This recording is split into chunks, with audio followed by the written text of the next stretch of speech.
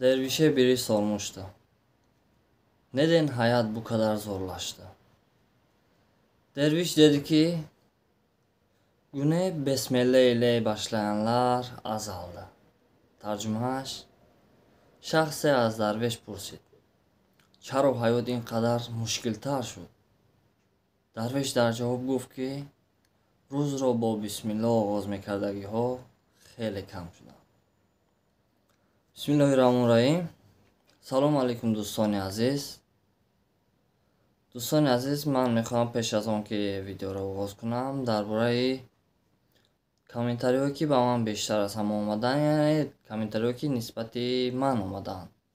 بسیاری از شما در کامنتاری نسبت مویسر من گپ زده. برادرای عزیز، مویسر رو گیر، مویسر رو با ترتیب درار گفتید. اخیر مویسر رو هم گرفتیم.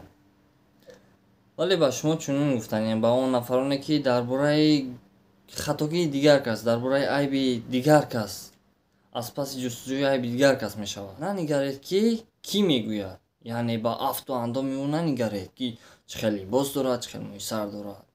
نگرید که چی گفته ایستاده است، چی میگوید، آیا فایده اش میرسد یا نه.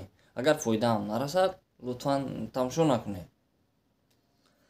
در اینجا سخن یک بزرگ به یادم رسید که میگفت هر کس uğraşır durur, doğru insanı bulayım diye. Ama kimse bakmaz aynaya, doğru insan mıyım diye. Tercümه‌اش رو هم گویم، یعنی هر کس کوشش میکند که انسان درست را دریابد، کوشش میکند که با انسان درست رو برو شود، اما هیچ کس کوشش نمیکند، باری با اینا نگاه نمیکند که آیا خودم انسان درست هستم یا نه، گفته سوال نمیدید. دوستان عزیز، اگر یکم گپ سخت یا خطا گفته باشم عذر عفو درسینیز. پیش از آنی که به اصل مسئله گذارم، از شما خواهش میکنم که در زیر این ویدیو لایک کنید تا اینکه این ویدیو به بیشتر آدمان پخش شود و آدمان از این وضعیت باخبر شوند. دوستان عزیز، این زمان در ترکیه وضعیت نامعتدل است. سبب آن است که حجت نداده ایستادند، یعنی حجت نمیکنند. از همین خاطر شما میتوانید تنها 3 ماه در آنجا گردید، ولی اگر که یکم راهش را یافتید، حجت کرده توانستید، میتوانید زیادتر گردید.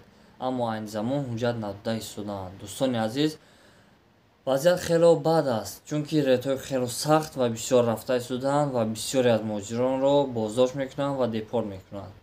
موافق معلومات وزیر کارهای داخلی ترکیه علی یرلیکایا، از فصل تیرمای سال گذشته زیاده از 15,000 مهاجر، یعنی زیاده از 15,000 شهروند خارجی تا حاضر بازداشت کرده شد و زیاده از 6,000 آن را دیپورت کرد، یعنی اخراج کردند. و زیاده از 23,000 نفر آدم را از فرودگاه به عقب بازگرداندند، یعنی اجازت ورود ندادند. از همین خاطر دوستان عزیز احتیاط شوید. شخصانی که در ترکیه زندگی میکنید خیلی احتیاط شوید و به ضرورت در کوچه‌ها نگردید. خواهش میکنم که به ضرورت در کوچه‌ها نگردید تا زمانی که وضعیت کمی بهتر شود، چون که آنها میتوانند شما را بازداشت کنند و بدتر از همین است که با مدت 1 هفته و شاید که از آن زیادتر در سپیسپریامینگ، یعنی بازداشتگاه، شما را باز می‌دارند، یعنی در اونجا نگاه می‌دارند شما را. دوستان عزیز، از همین خاطر احتیاط شوید. شخصانی که نیتی به ترکیه رفتن دارید، این وضعیت رو هم به نظر گیرید. دوستان عزیز، باز یک بار دیگر از شما خواهش میکنم که اگر توانید در زیر این ویدیو لایک کنید تا اینکه این ویدیو بیشتر پخش شود و برادران و خواهرانی که در ترکیه زندگی میکنند یا که نیتی رفتن دارند از این وضعیت با خبر شوند، آگاه شوند و این رو هم به نظر گیرند. دوستان عزیز، در آخر این ویدیو من ویدیو از وضعیتی که در ترکیه رفته ایستاده است و ویدیویی که دوستان ما به ما رساندند میگذارم و مرحمت تماشا کنید. باقی در امان خدا باشید. دوستان عزیز، خودتان را احتیاط کنید.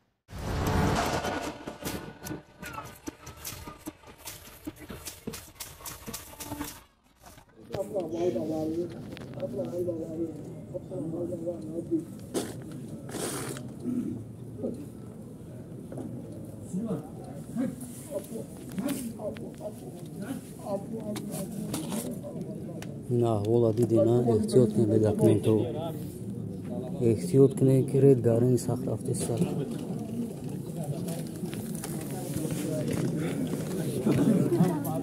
Ne dastuşun khame bandan me baranshuna. Spestrium. Ehtiyot kine.